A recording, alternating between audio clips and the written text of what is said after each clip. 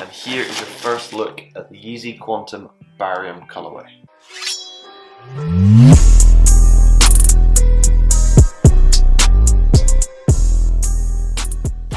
Hello and welcome back to the channel. Today we have an unboxing and a review of, you guessed it, the Yeezy Quantum Barium. This is the latest colourway in, I guess, a new kind of silhouette for Yeezy. They did come out with two previous colorways. Well, I guess they are kind of the same colorway, and that was the Yeezy Quantum, and they came out in a lifestyle and a basketball model. They were technically the same color style, but the basketball version had a little bit different aesthetics on it so that it could be used in the NBA.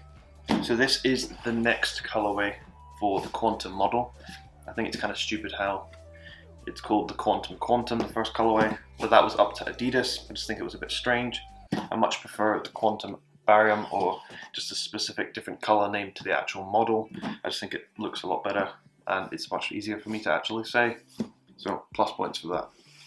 So this is the latest colorway, and I have to say, in photos I wasn't a big fan of this at all. It just didn't appeal to me. It never seemed to look good. Colors looked hard to wear. And then one post went up, and it's right here, I'll show you, and this is the only reason I bought this shoe. If it wasn't for this person, I wouldn't have bought the shoe, but they made it look so good with the cargo pants that I had to buy it. So here it is. I paid a resale for this because the release was an absolute joke. I got through straight away to Adidas on multiple accounts and they just wouldn't accept my payment, and I've heard this has happened quite a few times to quite a lot of people, so I got an L for that and just had to pay resale. But I waited a while, so the resale wasn't too high. I paid about £30 over retail, which I'm pretty happy about, and I decided to get these in a size UK 9, but I will go into sizing later on in the video. So as you can see from the label which I just showed you, they are from a retail store, and anyone from Europe or the UK will know what that label means. The label states that they are the YZY, which stands for Yeezy, QNTM, which is the Quantum, and the color code is H68771, and the color code is Barium. Nothing too exciting there. It's just a standard Yeezy cardboard box that slides out. However, this is a lot bigger than the 350 V2 box. It's a little bit more difficult to store just because of the size of the box. Along the top it has the same letters QNTM, which is actually really hard to see quickly. So I got that right first time, pretty much. It says Boost on the side, then it has your typical labels on either side. But that's pretty much it for the box. It just is a lot bigger than the 350 V2. So it has the classic Yeezy paper, like every single one pretty much. And here is your first look at the Yeezy Quantum Barium colorway. Take both pairs out. Here is the receipt to show authenticity. Quite a lot of you do not believe me often. So we'll move the box away and just take a look at the shoes. By the way, halfway through this video, I'm just going to say I have a new setup, new camera, new mic. So let me know down below in the comments how it's looking, how it's sounding. Do appreciate the feedback. A lot of people tell me to get a new mic, a new camera. So here it is. About to hit 10,000 on YouTube, so please subscribe. It does help the channel grow, and yeah, helps me get more stuff like this to help improve the content. So this is the Yeezy Quantum Barium colorway. I keep wanting to call it the Yeezy 700 Quantum or something like that. It's just, I don't know, just in my head. I guess it's because the toe box here has that classic V or U shape, just like the Yeezy 700. I actually really like this effect. It has like a suede or nubuck appearance, and it actually is quite thick, and you can move and you can actually see the material moving when you swipe your finger over the top. It's really, really premium quality. This suede is a light grey or dark grey depending on which way you move the actual material, and it actually complements the olive colour on the side very, very well, and also merges really well with the black material going along the tongue. So on the outer side we have an olive prime knit underneath, and I actually really like this colour. This colour is like, it seems like an autumn shoe to me. It doesn't really seem like a summer shoe, so I think the release date was kind of weird. If this had released around autumn, I think it would have done a lot better. On the outer side above the prime knit, we have these plastic rubber strands going along the outer side. This gives the shoe a different dimensional shape on the outer side and actually makes it look a lot more appealing. I think it would look pretty boring if it didn't have that. And then just underneath that, in between the gaps, we have interwoven into the prime knit a 3M material, which when you take a photo, it does really, really look nice. I don't know if Adidas meant to do it, but the 3M is actually sprinkled all over the shoe. I don't know if they meant to do this, but when you take a photo, the actual whole shoe is covered in 3M. It just seems like a mistake though. It seems to have like spilt all over the shoe, which is pretty cool though. I'll give them that.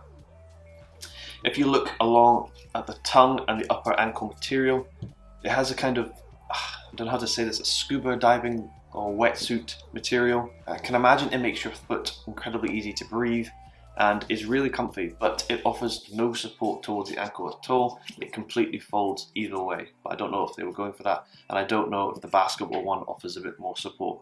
I can imagine it would. One thing I do like about the shoe is actually on the outer sides going around this material, the stitching is completely covered. I think this gives this a much more cleaner look because I hate loose stitching, and you couldn't tell if the stitching was bad quality or anything like that because they have covered it. On pretty much every Yeezy model you ever see, we have the rope laces. So on this pair, this is probably its downfall, only because the rope laces are really, really long. So it makes it quite hard to style because they just loop everywhere. So I'd recommend either like hiding them, tucking them in when you wear them. I think it just makes the silhouette look a lot cleaner, but it's a very difficult shoe to wear with the really long laces because I just think it looks a bit stupid when you have the massive hoops or anything, that depending on how you tie them. If we turn it round to the heel cup, you can see it has a very large heel cup, and it actually is probably its most distinctive feature. So it has a two-tone heel cup, goes from like a metallic silver to like a dark grey. This is completely 3M as well, which actually looks really cool when you take a flashed photo. And I like how the two-tone splits exactly with the prime knit. I think that's probably one of its coolest aspects of the design, and I really, really like that about it. I'm trying to imagine it without this now, and I just don't think it would look as good. What Yeezy is probably most renowned for is the boost on the sole. So this one, as you can see, has a really, really chunky sole, so there is a lot of boost in this shoe. I think it's probably comparable to this shoe right here, which is the Yeezy 380 Alien, and comfort levels are very, very good. I can tell you that right now. Just because of that boost material, it makes it incredibly comfy. The traction, however, it's okay. It's more of an indoor shoe, I would say, than an actual outdoor shoe, just based on the traction on the sole. It offers a little bit of grip, but not too much. In terms of sizing, so for these, I decided to go true to size. So normally I'm a 9.5 in Yeezys, but I wear half a size down, so I go true to size anyway, but take the insole out. In these, I heard they were a bit roomy, so I decided to go true to size, and I'm very happy with my decision. These are definitely a true to size shoe. They are more loose across the top here and towards the ankle. However, the toe remains really tight. So my suggestion for you would be go true to size and get a shoe tree. So I have a shoe tree inside here which stretches the toe. So once I've done this, it fits perfectly. However, if I had gone half a size up, it wouldn't have been much of a problem. I just feel it would have been a little loose across the top, and I don't really like my shoes like that, so that would have annoyed me in the long run. Especially if it had stretched, which I don't know if these do, but if it had stretched, it would have annoyed me even more. Let me know down in the comments below if you decided to purchase this, or actually what you think of the shoe, because I'm actually quite interested, because it is pretty out there. You can't really say it looks like many other shoes. It's probably comparable if they're doing the Yeezy and Adidas line, comparing it to the Jordan and Nike brand. I would say it's comparable to the Jordan 1. However, I don't think it's ever going to compete with that, no matter how many colours they bring out. But the Jordan 1's just on a different level, and I think it's probably the most iconic shoe maybe in the world. So that's the only comparison I can really give to this. I will now show you some on-foot footage so you can check it out, because I think it looks way better on foot and actually in person than it does in photos. So here you go.